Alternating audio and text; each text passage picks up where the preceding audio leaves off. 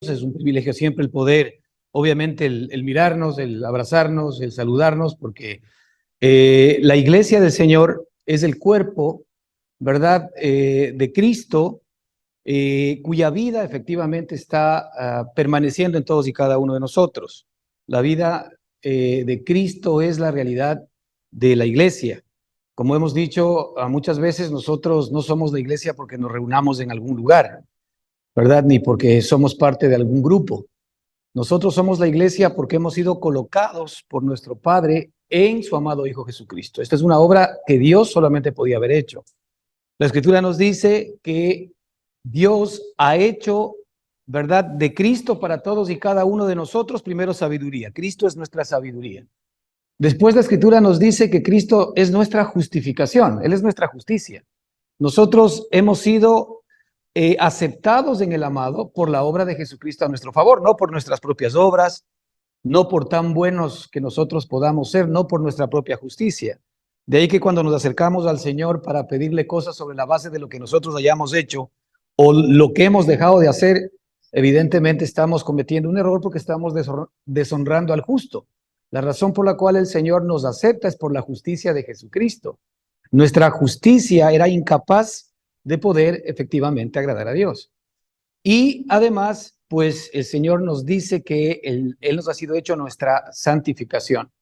Y la santificación es cuanto más de Cristo efectivamente está en nuestra propia vida. Esa santificación es un proceso diario, permanente y continuo, ¿verdad? Que tiene como propósito el que Cristo aparezca permanentemente mucho más en mi vida, en mi alma, en mi mente, en mis emociones, en mi voluntad, en mis deseos, en mis sentimientos. Que Cristo aparezca. Y todos nosotros sabemos, ¿verdad?, este carácter maravilloso y la manifestación del Espíritu, que es el amor, el gozo, la paz, la paciencia, la benignidad, la bondad, la fe, la mansedumbre, la templanza, el dominio propio, la santidad, la justicia, la verdad y todo lo que efectivamente Cristo es. Esto es lo que tiene que aparecer en nuestro corazón. Y a esto es lo que nosotros le llamamos nueva vida. Nueva vida no es que nosotros estamos cambiando. No, nuestra nueva vida es que Cristo está apareciendo en nosotros. La vida de Cristo aparece en nosotros, ¿verdad? Este es el propósito central de Dios. No es que nosotros cambiemos. Ahí nos confundimos muchas veces porque nosotros estamos interesados en que, a ver, éramos esto y ahora deberíamos ser esto otro. Entonces nosotros siempre estamos pensando en un cambio. Dios nunca nos quiso cambiar. Dios nos quiso eliminar. Y por eso la Escritura nos dice que nuestro viejo hombre fue juntamente crucificado con Él y que fuimos juntamente crucificados con Él y también fuimos juntamente sepultados con Él. Es decir, nuestra vieja naturaleza, nuestro viejo hombre, ya desapareció ante los ojos de Dios. Todavía no desaparece ante nuestros propios ojos, pero lo que Dios ve es la realidad, no lo que usted y yo vemos. Lo que Dios ve es lo que Dios ve en la eternidad. Y Él efectivamente nos ha visto en la vida eterna de su amado Hijo Jesucristo como santificados, como santos, como justos, porque la semilla del Señor efectivamente se encuentra en nuestro corazón. Y además Él nos ha sido hecho redención. La razón por la cual nosotros hemos venido de vuelta a ser parte de Dios o a ser propiedad de Dios es porque el Padre nos compró con la vida preciosa de su amado Hijo Jesucristo. Es decir, ¿cuánto le costamos nosotros al Padre para poder volver hechos suyos? Le costamos la vida de su amado Hijo Jesucristo. Imagínense cuánto el Señor nos amó. Y por eso dice la Escritura, de tal manera amó Dios al mundo. Y esto es para cada ser humano que se encuentre plantado en esta tierra. Ahora, el problema es que no todos los seres humanos creemos o queremos aceptar, ¿no es cierto?, toda esta obra preciosa de Cristo a nuestro favor. Ahora, nuestro Padre sabe y conoce, ¿no es cierto?, porque Él nos ve desde la eternidad, quiénes de nosotros íbamos a aceptar el mensaje. Uno de los profetas dice, ¿quién ha creído a nuestro anuncio? ¿Verdad? Hablando entre efectivamente la deidad. ¿Quién ha creído a nuestro anuncio? Cuando viene el Señor Jesucristo a hablar de la obra que ha hecho a nuestro favor, la pregunta es, ¿cuántos de nosotros verdaderamente estamos creyendo en su anuncio?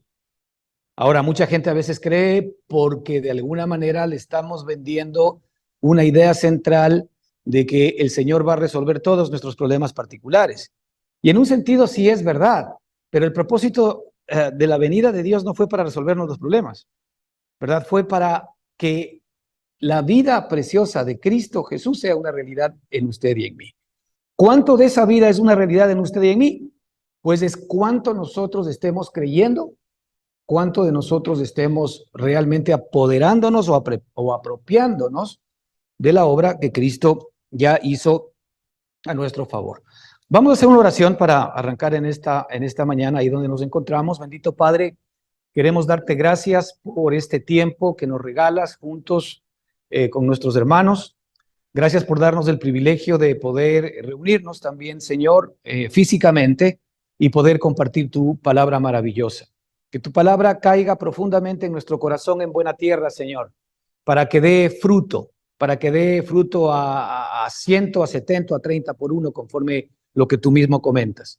Que nos des luz y entendimiento para poder comprender, Señor, estas palabras que son espíritu y que son vida.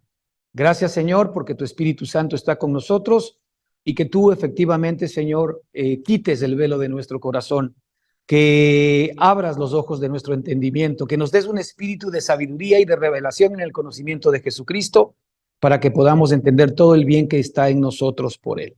En el nombre de Jesús te damos la gloria y la honra, Señor. Amén y amén.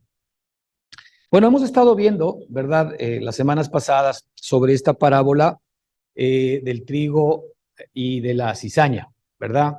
Estas dos prédicas o charlas están pues subidas a YouTube, así que pues por ahí las pueden ver los que no han visto, pero en este caso pues vamos a ir a esta tercera parte, ¿verdad? Que tiene que ver con la perspectiva o una de las perspectivas que el Señor tiene respecto del reino de los cielos. Y hemos estado viendo que aquí la Escritura compara que el reino de los cielos es semejante a un hombre, ¿verdad? Y ya sabemos que este hombre es Jesucristo. Es decir, el reino de los cielos está en donde está el Rey de los cielos, ¿ok? Es decir, el Rey de los cielos está en nuestro corazón, por tanto, el reino de los cielos ya está en nuestro corazón. Este es el punto central. Ahora, el reino de los cielos, como hemos estado viendo, maravillosamente es el reino eterno de Dios que nunca jamás ha dejado de ser, ¿verdad? El Señor nos muestra allá por Génesis que en el séptimo día el Señor descansó de toda la obra que había hecho. Y descansó de toda la obra que había hecho cuando Él terminó atrás y había dicho que todo lo que Él vio, aquí era bueno y bueno en gran manera. Y Dios dice, y descansó Dios de toda la obra que hizo en la creación. ¿Qué significa aquello? Que desde la perspectiva de Dios en la eternidad, el Señor ya conocía absolutamente todo lo que iba a pasar al hombre. Conocía exactamente qué es lo que nos iba a pasar a nosotros en estos momentos y en estos tiempos. Y Él ya había provisto para nosotros en Cristo Jesús, ¿verdad?, la respuesta que usted y yo estamos buscando para nuestra propia vida. El propósito central de Dios siempre para que usted haya venido a este mundo no fue simplemente para que venga a este mundo a ser tal o cual persona. El Señor le trajo a usted a este mundo para que usted conozca, ¿verdad?, la realidad de Jesucristo, que es su propia realidad. El Señor nos dice que nosotros, la iglesia, somos el cuerpo de Cristo. Ahora, Cristo es eterno, ¿verdad? Si nosotros somos el cuerpo de Cristo y Cristo es eterno, entonces Dios siempre nos vio a nosotros en la eternidad de Cristo. Esta es la revelación que Dios quiere darnos a nosotros del día de hoy. Esto es lo que Dios quiere que efectivamente usted y yo reconozcamos, experimentemos y entendamos en lo más profundo de nuestro corazón. Que el Señor nos vio en la eternidad. Nosotros evidentemente no nos acordamos de esta realidad, porque nosotros efectivamente nacimos de una realidad distinta de la que Dios había programado para usted y para mí. Dios nos programó para que usted y yo seamos la expresión y la manifestación de todo lo que Dios es. Y la expresión y la manifestación de todo lo que Dios es está exactamente aterrizada en todo lo que Cristo es. Por esto es tan importante entender que Cristo se tuvo que hacer hombre, siendo Dios, siendo divino. Cristo se tuvo que hacer hombre, ¿verdad? para demostrarnos a nosotros como hombres cuál es nuestra verdadera realidad. Por eso Él se hizo hombre. Él se humilló a sí mismo, porque obviamente nosotros hemos adquirido esta característica carnal básicamente por el pecado de Adán. La Escritura nos muestra que Adán, ¿no es cierto?, nos hizo el flaco favor de constituirnos a nosotros pecadores. Nosotros no somos pecadores porque pecamos, sino que nosotros pecamos porque somos pecadores. Esto es un tema de naturaleza. Así que el Señor siempre lo que va a juzgar no son mis actos, sino mi naturaleza. Usted puede ser una muy buena persona, pero sigue siendo ante los ojos de Dios, en todo caso, un muy buen pecador. ¿Por qué? Porque la naturaleza, mis acciones no la pueden cambiar. Yo lo que podría hacer en el mejor de los casos es un poco restringir mi maldad. Es decir, nosotros normalmente cuando oramos a Dios, no le estamos orando, ¿verdad? Para ser malos, ni estamos orando para pensar mal. Nosotros estamos orando para dejar de ser malos. Estamos orando para dejar de pensar, ¿no es cierto?, el hacer mal o daño a otros. Nosotros estamos orando para que estas inclinaciones que yo tengo, pues no se manifiesten en mi vida y no me tomen. Para eso oramos. Oramos para retener, para frenar nuestra naturaleza pecaminosa. No oramos para otra cosa. ¿Y por qué? Porque sabemos que efectivamente en nosotros, si hay algo, ¿no es cierto?, que si lo dejamos descarriado, le soltamos las cadenas, pues efectivamente puede pasarnos factura. Y ahí es donde nuestra naturaleza se puede encender y vamos a comenzar a ver la maldad, el pecado y la manifestación de cosas que posiblemente hoy no las hacemos, pero que si es que efectivamente hubiésemos nacido, hubiésemos vivido, hubiésemos estado en ciertas circunstancias, pues seguro de alguna manera las haríamos. Es por esto que la Escritura nos muestra que nosotros no debemos juzgar a los demás. ¿Por qué no debemos juzgar a los demás? Porque desde la perspectiva de la naturaleza pecaminosa, todos somos idénticos, igualitos. Así que cuando tú veas a una persona que es mala y que ha hecho cosas horribles, ¿verdad? Realmente esa persona lo que está manifestando y mostrando es la capacidad que tú tienes de hacer exactamente lo mismo.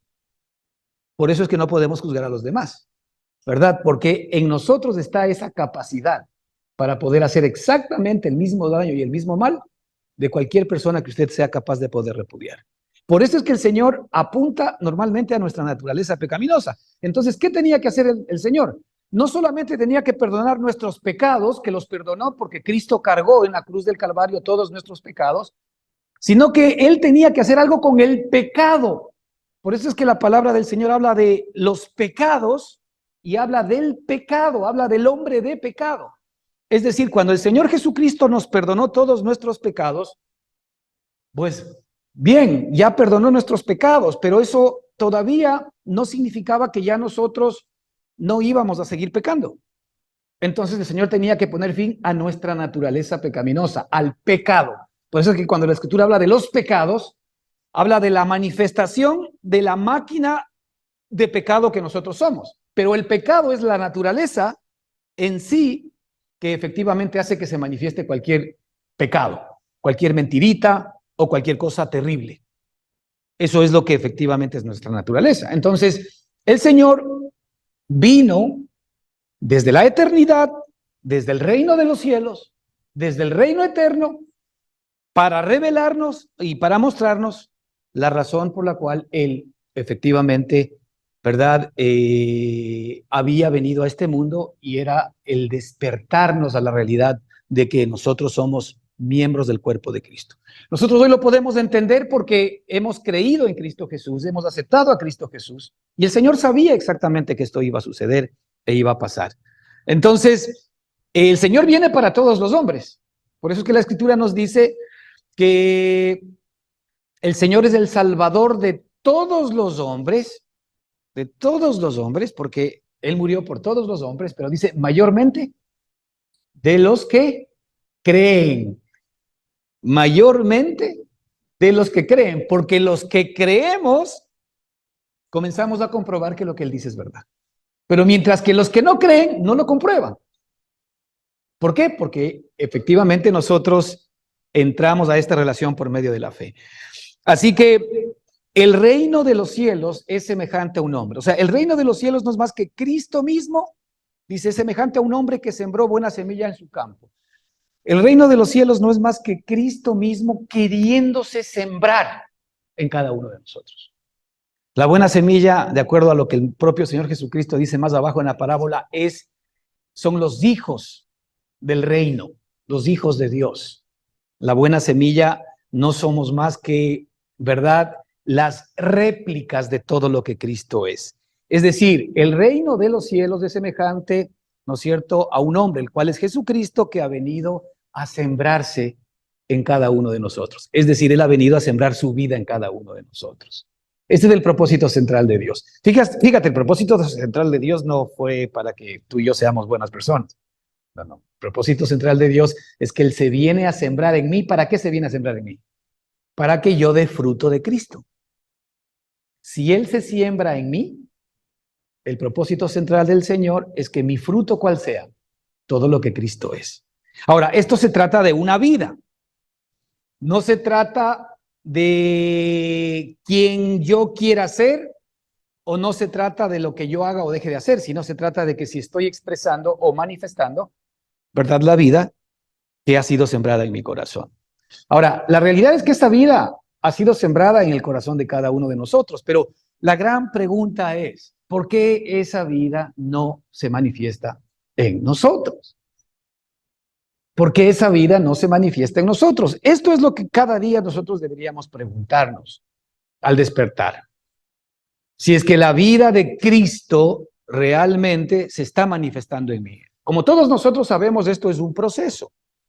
Pero sin embargo, es un proceso en el cual yo ya comienzo a ver pruebas irrefutables de que la vida de Cristo está en mí. Evidentemente, todo lo que frena el crecimiento de la vida de Cristo es mi propio yo. Es todavía el hecho de que nosotros no estamos entendiendo que el Señor lo que hizo en la cruz del Calvario es crucificar a nuestro viejo hombre. Es decir, el Señor acabó con nuestro viejo hombre. El apóstol Pablo lo entendió al punto que nos da estas palabras preciosas ahora como experiencia, porque ya no vivo yo, ya no vivo yo.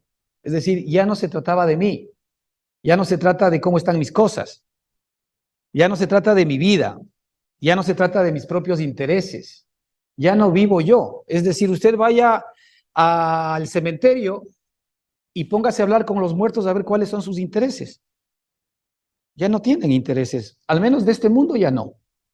Ya no hay intereses, ya no se comunican, ya no hablan, ya les da lo mismo quién va a ganar en las próximas elecciones, ya les da lo mismo cómo está la situación con su familia, ya les da lo mismo, ¿verdad?, cómo está la situación económica, y ya les da lo mismo cómo está la situación de relaciones entre su parentela, la nación, el país o lo que sea. Ya les da lo mismo, porque ya no vivo yo. Ahora, el apóstol dijo, mas Cristo vive en mí. Entonces, nuestra realidad, nuestro nuevo yo, ¿quién es? Nuestro nuevo yo es Cristo. Ahora, ¿esa es una realidad o no es una realidad? Sí es, pero ¿esa realidad es real en mí o no? Esa es la pregunta que tenemos que hacernos. Porque cuando esa realidad es real o comienza a ser real en mí, allí de la mano vienen las respuestas a todas las preguntas que tú tienes. Si todas las incógnitas que tú tienes, todas las respuestas que tú tienes. Porque a veces, claro, nosotros cuando estamos de alguna manera inmersos en circunstancias o situaciones difíciles, hasta a veces le preguntamos a Dios, ¿y por qué a mí? Bueno, el Señor dice, porque todavía vives tú. ¿Por qué a mí? Porque todavía vives tú. Porque la pregunta, como dijimos hace un momento, un muerto, simple y sencillamente, pues ya no tiene intereses en las cosas de este mundo. Pero si yo todavía tengo intereses en las cosas de este mundo, ¿verdad? ¿Por qué a mí? Porque estás vivo. Tal vez esta es la situación de que por qué todavía nosotros seguimos viviendo eventos, dificultades, luchas, problemas, que a veces nosotros decimos ni nos merecemos, posiblemente no, pero nos pasan. Pero la pregunta es, ¿por qué nos pasan? Porque todavía vivo yo. Ahora, por el Espíritu, haced morir, dice la Escritura. Porque la realidad espiritual de Cristo cuando comienza a aparecer en mi vida es la que hace morir las otras cosas. Así que no intentemos nosotros matarnos a nosotros mismos, porque el único que pudo llevarnos a la cruz del Calvario fue Jesucristo. Entonces, la idea central de que Cristo aparezca como la vida resucitada nueva mía hace que yo comience a introducirme en este reino de los cielos, en el reino de los cielos que existe para gobernarnos a nosotros aún en este momento, en esta tierra. Es decir, toda la provisión, todo el poder, toda la gracia, todas las riquezas, toda la sabiduría, ¿verdad? Toda la excelencia del reino de los cielos hoy están directamente a nuestra disposición. Para eso vino Cristo, eso vino a comunicarnos, que todo lo que es el reino de los cielos está a nuestra disposición ahora. Ahora, a veces la religión nos ha vendido la idea de que es cuando nos muramos, no, eso es falso, porque hoy nosotros estamos viviendo ya la eternidad. Si tienes a Cristo en el corazón, hoy estás viviendo la eternidad. Simplemente estamos todavía en este lapso del cronos de los seres humanos, al cual llamamos tiempo. Pero sin embargo, dentro de la perspectiva del Señor, ya que Cristo, el Eterno, está en mi corazón, entonces ya la eternidad se encuentra en mí. Ahora, si la eternidad se encuentra en mí, yo ya estoy directamente conectado con todo el poder y la provisión y la bendición y la grandeza del reino de los cielos. Es decir, pregunto yo, si el reino de los cielos gobierna sobre mi vida, pongámonos a pensar un momento, si el reino de los cielos gobierna mi alma, mi mente, mis emociones, yo digo, ¿habrá algo que me pueda faltar a mí? ¿Habrá algo que me falte? Póngase usted a pensar en Cristo Jesús. ¿Quién reinaba en Cristo Jesús? Reinaba su Padre, reinaba el reino de Dios, ¿o no? ¿Qué le faltó a Cristo en los días de su vida?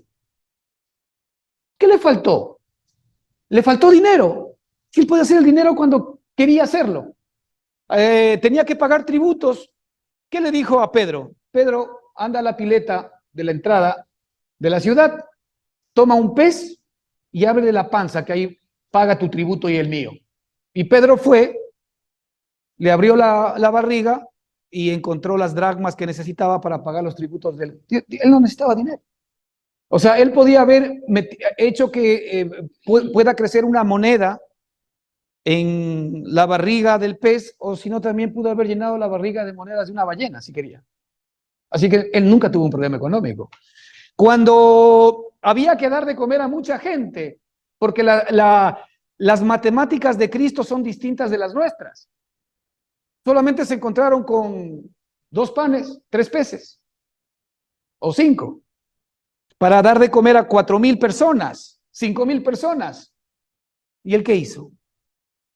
Él multiplicó. Para el Señor, 2 más 3, que son 5, se convirtieron en miles y miles y miles. Y resulta que todavía habían cestas. A él le faltaba algo para poder efectivamente suplir su necesidad en esta tierra. 0. No le faltaba nada. ¿Qué es lo que él tenía realmente a su favor? Que el reino de los cielos estaba obrando permanentemente en Cristo Jesús. Él entendió como ser humano, como hombre, cómo estar conectado al reino de los cielos. Ahora, esa conexión, ¿verdad?, hizo que él sane enfermos. Yo le aseguro que Cristo ni siquiera jamás se enfermó de gripe, porque la enfermedad es a causa del pecado. La enfermedad es un ciclo que tiene que ver con un camino hacia la muerte. Es un ciclo de debilidad. Entonces el Señor Jesucristo nunca jamás se enfermó. ¿Usted cree que él se iba a enfermar cuando levantó muertos, cuando le quitó la fiebre a la suegra de Pedro, a la esposa era, ¿no? A la esposa de Pedro, cuando echó fuera demonios, cuando a la mujer que tenía el problema de flujo de sangre le frenó, cuando a los leprosos los sanó, cuando a los ciegos hizo ver? ¿Usted cree que él tuvo alguna dolencia? Ay, Pedro, ¿ahora qué hago? No. Él no tenía limitaciones. O sea, nada de lo que para usted y para mí hoy es un problema, es una limitación, para él era. Ahora, si Cristo vive en mí, Cero todo desde la perspectiva de el entender por qué.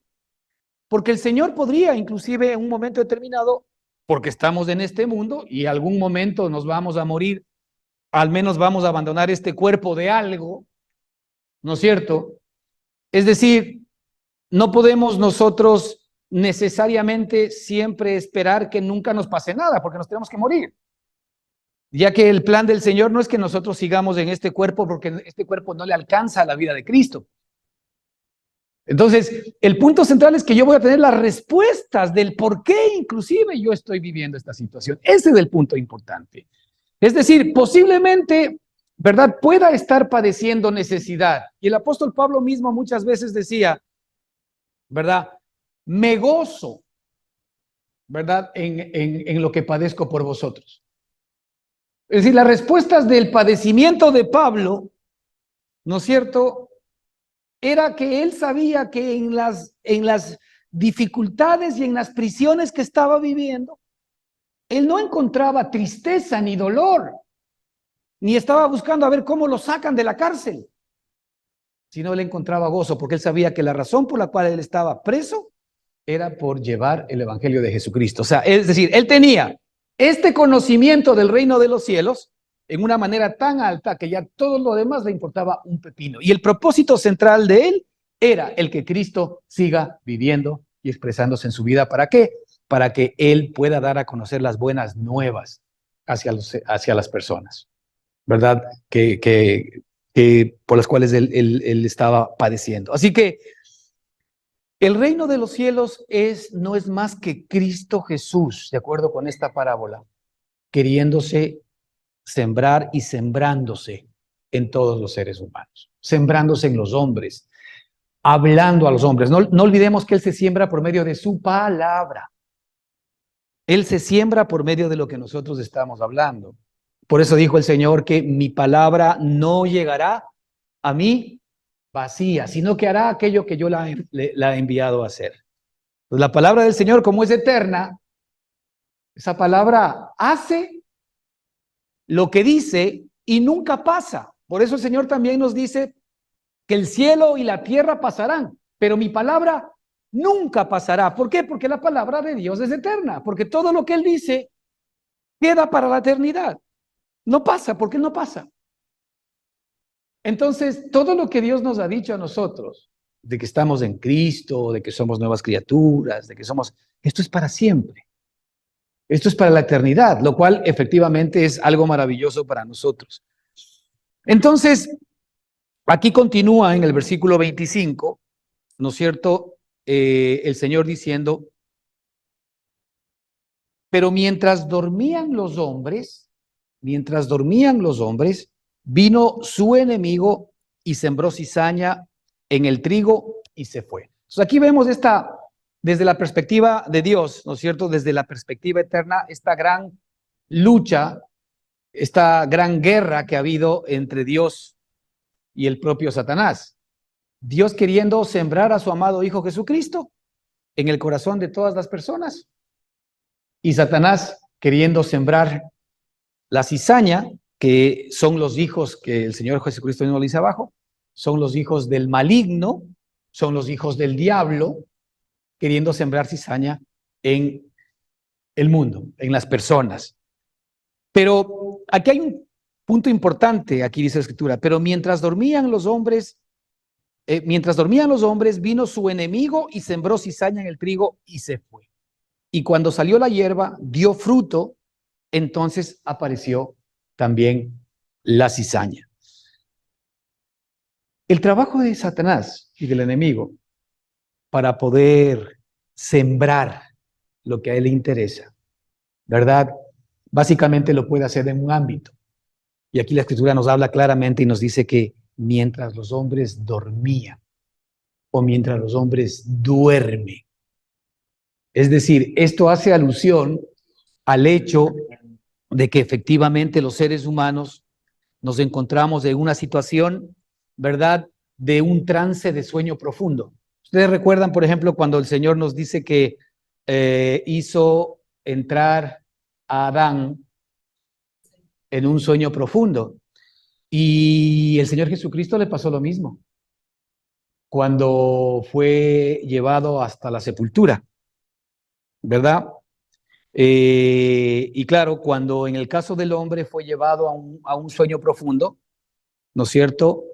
Y la escritura nos dice que de la costilla del hombre fue sacada la mujer y que el hombre cuando despertó vio a la mujer, pues también se nos habla en analogía desde el hecho de que cuando Cristo fue llevado por el Padre a un sueño profundo, que fue la muerte, y cuando él se despertó, pues vio a su amada iglesia, porque el fruto de Cristo es la amada iglesia, como el fruto de Adán en el caso de la mujer fue que la mujer efectivamente sea una extensión de la vida de él. De la misma manera, usted y yo como iglesia somos la extensión de la vida de Jesucristo. Pero aquí la escritura nos habla de que mientras los hombres dormían, el maligno efectivamente hace su trabajo. ¿Qué es el trabajo? Así como Dios quiere sembrar, ¿verdad? Los hijos del reino, los hijos de Dios en nosotros, ¿cómo se siembra? Él mismo sembrándose en nosotros a través de su palabra. También el enemigo hace exactamente lo mismo a través de su palabra. Pero en qué circunstancia, ¿verdad? Cuando efectivamente dice aquí la escritura, los hombres dormían. Fíjese en Romanos 13:11 lo que nos dice la escritura aquí. Dice, y hagan esto, conociendo el tiempo, que ya es hora de despertarse del sueño. Es decir, la escritura nos muestra a nosotros que la realidad que nosotros tenemos en este mundo, la visión pequeña que tenemos en este mundo, es una perspectiva limitada que no obedece a la realidad de Dios, sino que es un sueño en el cual usted y yo nos encontramos.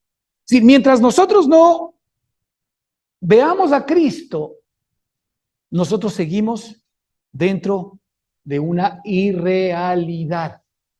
Seguimos dormidos. No estamos conscientes de la realidad de lo que Cristo es y de lo que nosotros somos. Esto es parecido cuando nosotros nos dormimos. Cuando usted en la noche se duerme, usted entra efectivamente a soñar o a su sueño y se olvida de la realidad exterior, ¿o no? Pero usted comienza a vivir una realidad interna que tiene que ver con su sueño, el que haya tenido, pero usted pierde conciencia de la realidad externa. Usted pierde conciencia de su esposo, de su marido, de sus hijos, del perro, del gato, de la casa, de las deudas y de todo lo que tenga. Pierde conciencia porque ahora se metió en una realidad distinta y diferente. Pues esto más o menos es comparable a lo que el Señor nos muestra. Esto que nosotros llamamos real, que podemos tocar, y la Escritura nos dice que todo lo que nosotros vemos ha sido hecho de lo que no se ve y por la palabra de Dios. Es decir, todo lo que nosotros vemos ha sido hecho de lo que no se ve. ¿Cuál es la realidad entonces permanente, continua y presente de las cosas que se ven? Lo que no se ve. Lo que no se ve. Pero nosotros que somos carnales, de alguna manera, ¿no es cierto? Creemos que lo que vemos y que lo que tocamos es lo que es real. Pero no es verdad.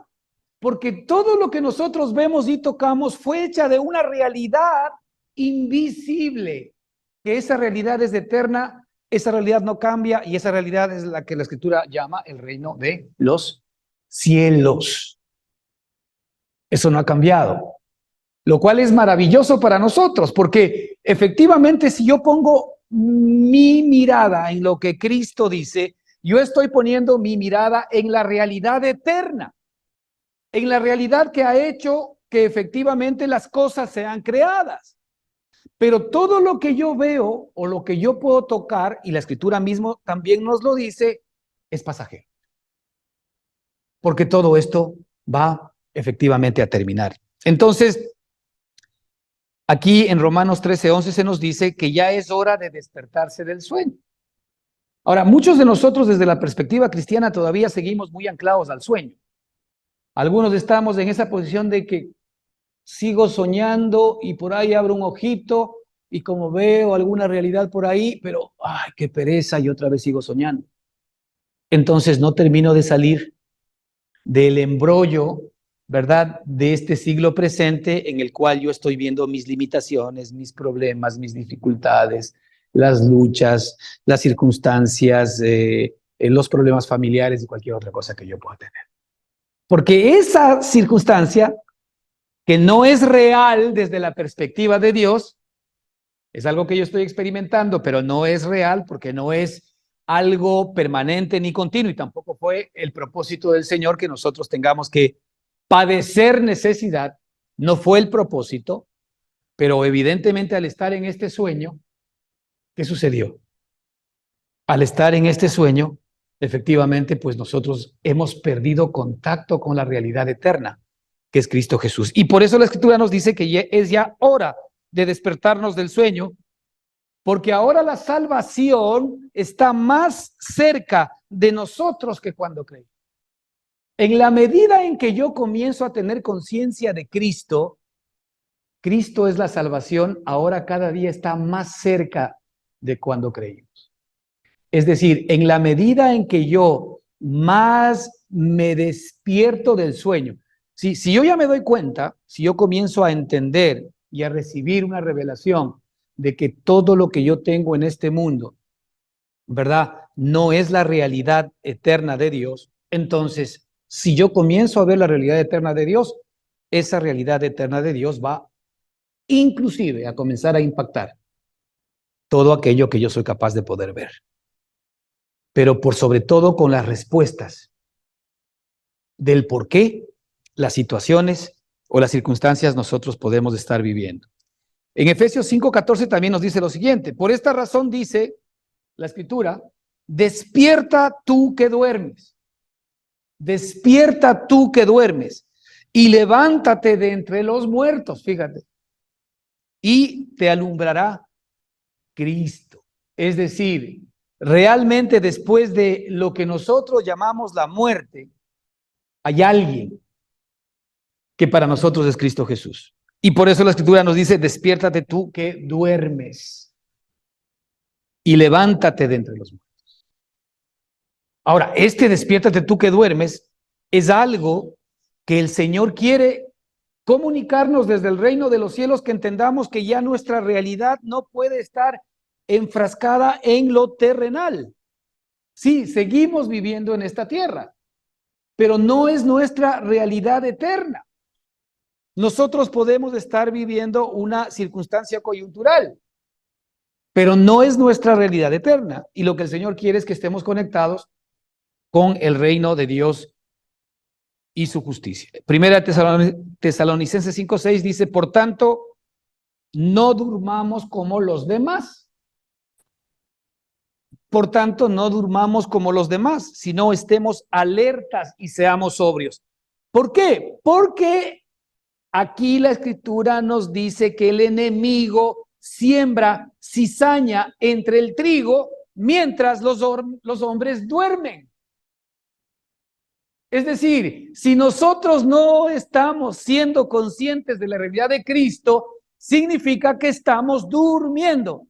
Y ese es efectivamente el lugar o el ámbito en donde el enemigo está sembrando cizaña, que está sembrando en nosotros, aun cuando podemos creer que son buenas cosas, está metiendo en nosotros semillas que mañana van a dar fruto de temor, de miedo, de inseguridad, de inestabilidad, de incredulidad, de angustia, etcétera, etcétera, etcétera. Entonces, la pregunta es, si el Padre dice que Él vino, o nuestro Señor Jesucristo vino a sembrarse en nosotros, y ese fruto ya está comenzando a ser una realidad de nuestra vida, ¿ok? Así sea de a poquito, porque así como cuando se siembra una semilla, usted sabe que pues no es que ya sale el arbolazo con los frutos, ¿no? Porque la semilla sale y usted va a ver que ya tenemos una pequeña florcita. Eso significa que ya estamos en el proceso. Muchos de nosotros tal vez estamos ahí, con esa pequeña florcita, pero ahora se necesita, como hemos dicho, que alguien la siga regando. Pero el principal regador de esa planta debemos ser nosotros mismos. ¿Quién da el crecimiento, dice la Escritura? Pues lo da Dios. Pero la planta sí necesita que alguien se acerque a regarla. Pero si usted sabe que ya tiene esa planta, ¿cómo la riega usted? ¿Cómo riega usted esa planta? Esa planta usted la riega viniendo a la fuente de agua de vida permanente y continuamente, que es Cristo Jesús. El momento en que usted se desentiende de Cristo, está otra vez durmiendo. Regresó a dormir. Y por eso aquí la Escritura nos dice al final, por tanto, no durmamos como los demás. Por tanto, ¿qué es? Ya, pues déjense de cosas, ¿no? Ya les estamos dando demasiados elementos de juicio como para que entiendan. Entonces, por tanto, no durmamos como los demás, ¿sí? Sino que estemos alertas y seamos sobrios. ¿A qué se refiere? Estemos alertas, alertas a nuestra nueva realidad. Seamos sobrios a nuestra nueva realidad. Estemos presentes, ¿verdad?, en la obra que Cristo ha hecho a nuestro favor. Este es el regar permanente y continuamente. Es el predicarnos a nosotros mismos la palabra de Dios. Todos los días. Nosotros necesitamos a nosotros mismos recordarnos la obra que Cristo hizo por nosotros. Por ejemplo, uno de los temas que el Señor recomendó, y ahí sí la Santa Cena, por ejemplo, tiene sentido, es que Él decía, haced esto en memoria de mí. ¿Qué es lo que está diciendo el Señor? Nosotros necesitamos hacer memoria de lo que Él hizo por nosotros. Pero, por ejemplo, la Santa Cena, ¿verdad? Lo que se ha convertido es en un acto medio como que litúrgico, ¿verdad? Que lo que pretende es ver si es que yo he pecado o no he pecado y si soy digno o no de tomar la Santa Cena del Señor. Eso no es verdad. Porque si justamente Cristo murió por mis pecados, la Santa Cena es para recordarme que Cristo murió por mis pecados y que si yo he pecado, pues es cuando más debo venir a participar de, ¿qué cosa?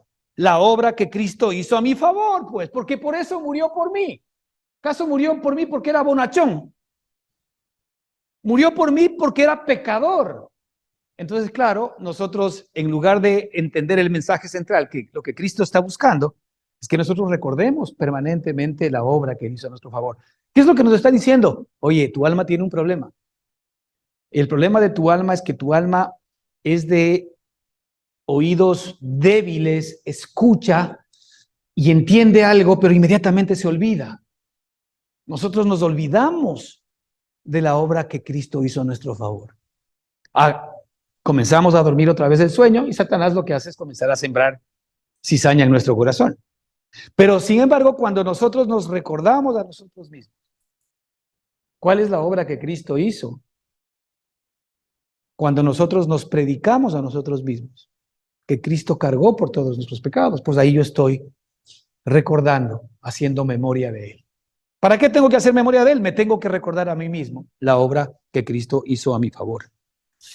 Entonces, ¿qué va a pasar allí? Desde la perspectiva nuestra, desde la perspectiva del Señor, el Señor ha venido y siempre ha tenido en la cabeza, desde los profetas hasta Cristo, el sembrar a su Hijo en el corazón, al punto que Cristo viene directamente para que efectivamente se pueda hacer esa realidad. Cristo buscando acercarse a los hombres para sembrar su vida dentro de cada uno de nosotros. Los que ya tenemos de esa vida una maravilla. Pero Satanás, como el enemigo que muestra la propia Escritura, también queriendo hacer lo mismo. Queriendo sembrar su propia vida dentro de cada uno de nosotros. Y claro, cuando nosotros vemos la humanidad a ojo de buen cubero, ¿quién está más sembrado? ¿Quién está más sembrado? ¿Quién está dominando esta fiesta? Es obvio, porque el mundo está peor. Pero, a ver, evidentemente, como el mismo Señor nos va a mostrar más adelante, ¿no es cierto? Él va primero a desarraigar la cizaña y después va a cosechar el trigo. El problema principal del por qué esta corriente sigue avanzando, digamos que la cizaña sigue avanzando, es porque en nuestra propia vida, como personas que ya tenemos el trigo sembrado en nuestro corazón, no dejamos que efectivamente el trigo se muestre o se exprese.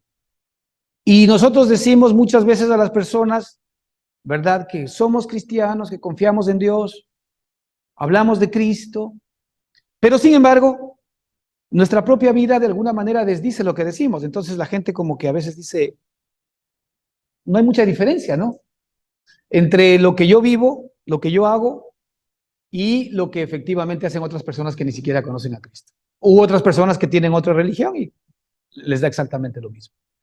Entonces, nosotros ayudamos lamentablemente muchas veces para que este reino de los cielos no se expanda como se debe expandir, porque nosotros no nos convertimos conforme a la Escritura en ser cartas leídas, cartas vivas, cartas leídas por todos los hombres. Si los hombres ni siquiera deberían escuchar, sino simplemente ver en nuestra propia vida.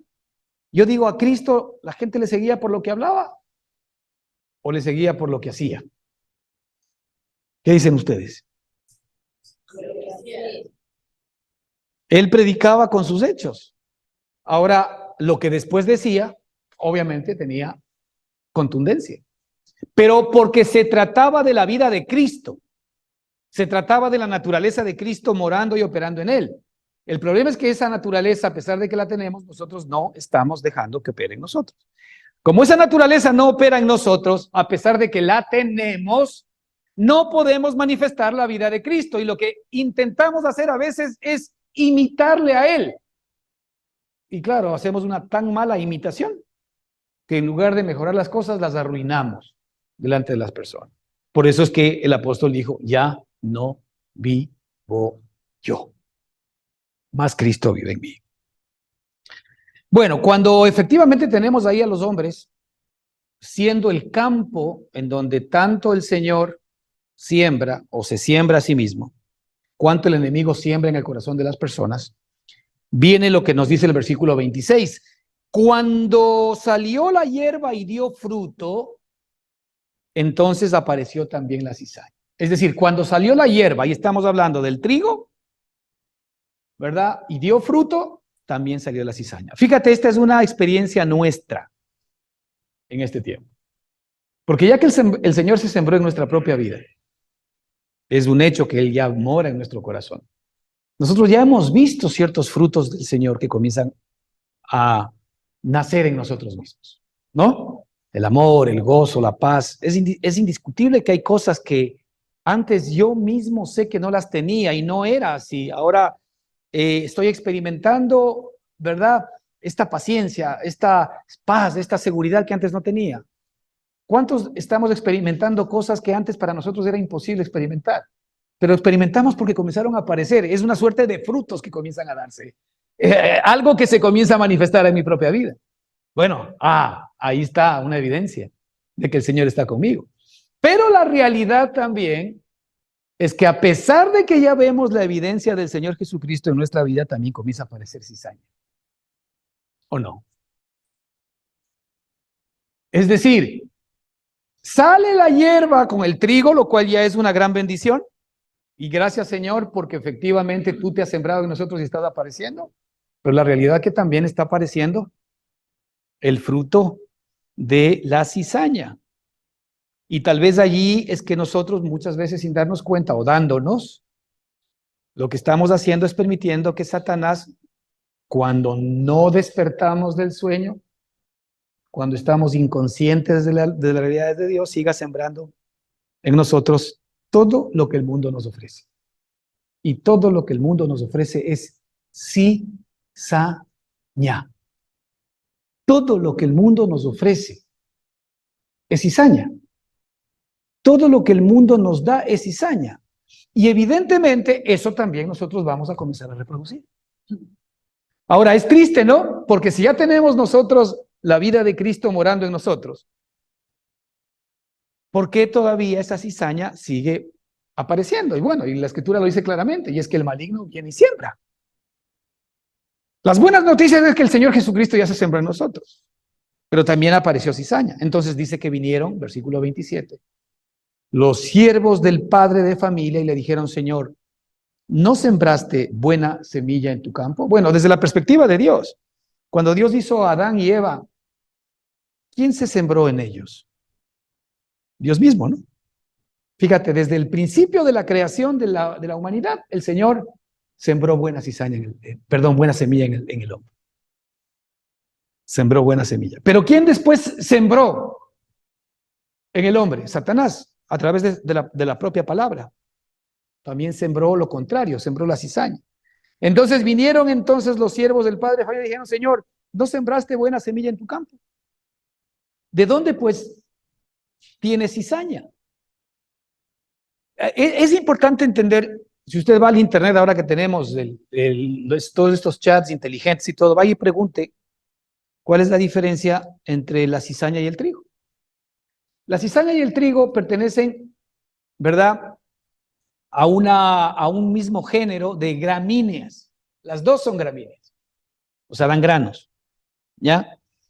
Y la flor del trigo y la cizaña son muy parecidas.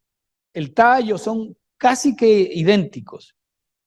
La única diferencia está en el fruto y en que normalmente el trigo levanta una espiga recta y la cizaña cuando ya está a cierta edad comienza a lanzar una espiga que se inclina. El trigo es recto y ya. Entonces, ¿cómo diferencian los agricultores del trigo y la cizaña? Porque eso sucede, es porque la ven, mientras que el trigo siempre está paradito, ¿ya? Está derecho, como quien dice despierto, ¿no? Mirando al cielo. Sí, pero la otra ¿ok? Entonces, aquí el Señor dice, entonces, a ver, esta gramínea, solamente para terminar la idea, es una gramínea que no tiene ninguna utilización, no sirve, el fruto de la cizaña no sirve, ¿verdad? Para consumo humano, cero, ni siquiera sirve para consumo animal. Ojo con ese tema. Y por eso es que la cizaña normalmente se la quema y se la destruye, porque no tiene normalmente ningún uso, a pesar de que es muy parecida o muy parecido al trigo. Fíjese qué analogía, ¿no? Lo que muchas veces en nuestra propia vida significa la cizaña, es decir, muy parecido al trigo, aún en las cosas que a veces hacemos, pensamos o decimos, pero totalmente distinta respecto de su fruto.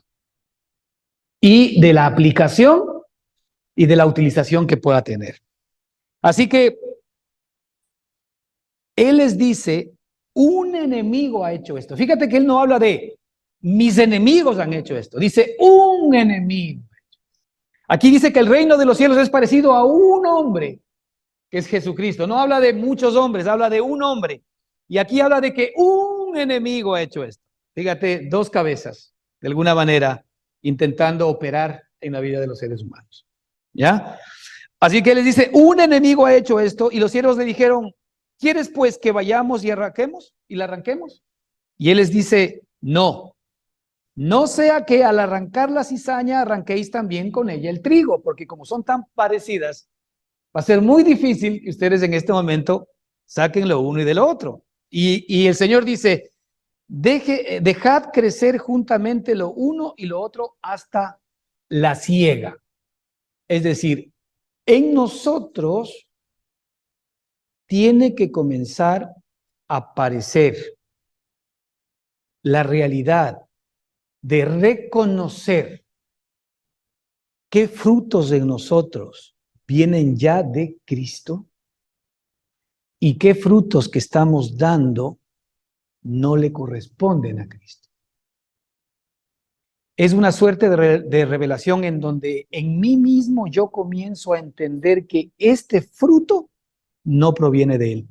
Y si este fruto no proviene de Él, ¿qué está dando origen o lugar para que este fruto siga manifestándose en mi propia vida? Entonces aquí el Señor dice, dejad crecer juntamente lo uno y lo otro hasta la siega, y al tiempo de la siega yo diré a los segadores, recoged primero la cizaña. Es decir, el Señor, como ya sabe que nosotros podemos identificar, ¿no es cierto?, aquellos frutos que no provienen de la semilla de Él, allí la Escritura nos dice, por el Espíritu haced morir las obras de la carne. Cuando el Señor permite en nuestra propia vida que comencemos a ver que hay ciertas actitudes, ciertos hechos, ciertos pensamientos, ciertas situaciones que ya no nos corresponden como hijos de Dios, no es para que nosotros veamos cómo resolvemos ese problema, sino para que le traigamos al Espíritu, para que por el Espíritu nosotros hagamos morir esa cizaña. Es el Espíritu el que es capaz de hacer morir esa cizaña. ¿Qué me corresponde a mí? Pedir al Señor la suficiente sabiduría y humildad para saber entender y reconocer que estas cosas que yo todavía sigo haciendo, sigo pensando, sigo dando frutos, ya no me corresponde. Y yo me opongo. ¿Cómo me opongo? Señor, esto ya no es mío. Este ya no es el fruto de lo que tú has hecho en mi propia vida. Entonces yo, Señor, pongo delante de ti todo esto, toda esta cizaña que no te pertenece, para que por el Espíritu se haga morir las obras de la carne. Como nosotros sabemos que el Señor se ha sembrado en nosotros, y en nosotros puede o va a aparecer cizaña, ya tendríamos el antídoto. ¿Cuál es el antídoto? El antídoto es el Espíritu Santo de Dios que se encuentra en nosotros para reconocer primero que eso ya no nos corresponde, a pesar de que lo puedo estar experimentando. Pero Señor, por el Espíritu, haz morir las obras de nuestra carne. Ahora, esa es la sabiduría, esa es la humildad y ese es el entendimiento que requiero tener en cuanto a estos temas. En la medida en que yo quiera, porque puedo decir también, no, pero es que mejor me hago el loco. No quiero. Quiero seguir de alguna manera teniendo esta cizaña en mi propio corazón. Entonces, por supuesto, todavía significa que estamos metidos en el sueño, no estamos despertando. Y en la medida en que no despertemos, definitivamente vamos a tener que seguir enfrentando esta dualidad de dar frutos para la carne y de dar frutos para el espíritu. Y el Señor dice, recoged primero la cizaña y atadla en manojos. Eso es lo que el Señor nos manda a nosotros, ahora como obreros también. Yo puedo reconocer en mi propia vida la obra de Cristo ya funcionando. Hombre, eso significa que el trigo ya está dando su fruto. Pero también puedo reconocer cizaña. Perfecto. Entonces, ¿qué tengo que hacer? Recoged primero la cizaña, porque el fruto de Cristo ya está ahí. Pero lo mío es recoger primero la cizaña, yo, y traerla a Él. Y dice, para quemarla en manojos. Yo no puedo quemar nada. Por el Espíritu, hacer morir las obras de la carne. Y después dice, recogerás el trigo en mi granero. Así que yo creo que esto es algo que nosotros tenemos, hermanos, que permitir permanente y continuamente en nuestra propia vida el hacer. Y ya no es hacer una retroinspección como antes hacíamos, en donde venimos a hacer un autoanálisis de que si estamos haciendo bien o estamos haciendo mal. No, ya no se trata de hacer un autoanálisis de nuestra alma, porque no se olvide que nuestra alma ha sido creada no para decidir por sí misma, no para pensar por sí misma, no para sentir por sí misma. Nuestra alma no fue diseñada para gobernarse a sí misma. Nuestra alma fue diseñada para expresar y manifestar la vida de Jesucristo, los pensamientos de Cristo, las emociones de Cristo, los deseos de Cristo, la voluntad de Cristo. ¿Cómo eso lo logramos? Pues recordándonos cada día que Cristo, el Espíritu, mora en nosotros para que Él se proyecte, como hemos dicho, directamente en nuestra alma. En la medida en que Él se proyecta, la vida de Él ya comienza a ser una realidad de nuestra alma. Y nuestra alma, que fue justamente creada para mostrar las virtudes de Cristo dentro de cada uno de nosotros. Eso es maravilloso. La Escritura nos dice, el apóstol Pedro, que nosotros debemos manifestar las virtudes de Cristo. ¿Cómo manifestamos las virtudes? Cuando Él se expresa. El amor, el gozo, la paz, la paciencia y todo lo que Cristo es, se comienza a manifestar a través de nosotros, pero no porque yo esté haciendo algo, sino porque estoy expresando la vida de Cristo. Ayer veía en la noche una luna preciosa, estamos en luna llena, y es una luna grande, brillosa. ¿De dónde le viene el brillo a la luna? Si el sol no refleja sobre la luna, ¿qué está? ¿De dónde le viene la luz al alma? Si Cristo no refleja el alma, está oscura. Hasta Dios nos ha dado este tipo de ejemplos. Así que si tú estás viviendo conflictos, estás viviendo dolores, no tienes respuestas, estás de alguna manera atemorizado, temeroso, te sientes incapaz o cualquier cosa en tu vida en este momento, deja que entre la luz de Cristo. Porque todo lo que significa temor, miedo, inseguridad, es oscuridad. Es lo que verdaderamente tú eres. No vas a poder resolver por ti mismo la oscuridad si es que no viene la luz y se te enciende. La única manera como vamos a poder resolver nuestros conflictos de nuestra vida es dejando que Cristo se proyecte en nuestra vida. No hay otra fórmula.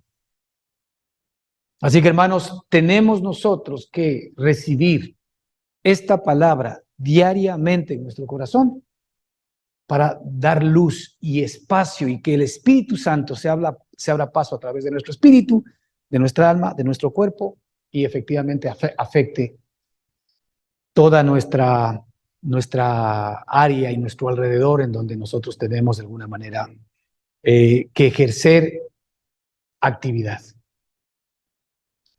Así que oremos al Señor siempre pidiéndole que aparezca permanente y continuamente en nuestros corazones y pidámosle que Él siga sembrándose todo el tiempo con su palabra en nuestro corazón, porque vamos a ver los frutos de Él. Y la cizaña de la que hemos hablado tiene que ser primero recogida, puesta a sus pies para que el propio Espíritu Santo sea el que la ate en manojos y la queme y la desaparezca. Que el Señor les bendiga ricamente. Continuamos la próxima semana.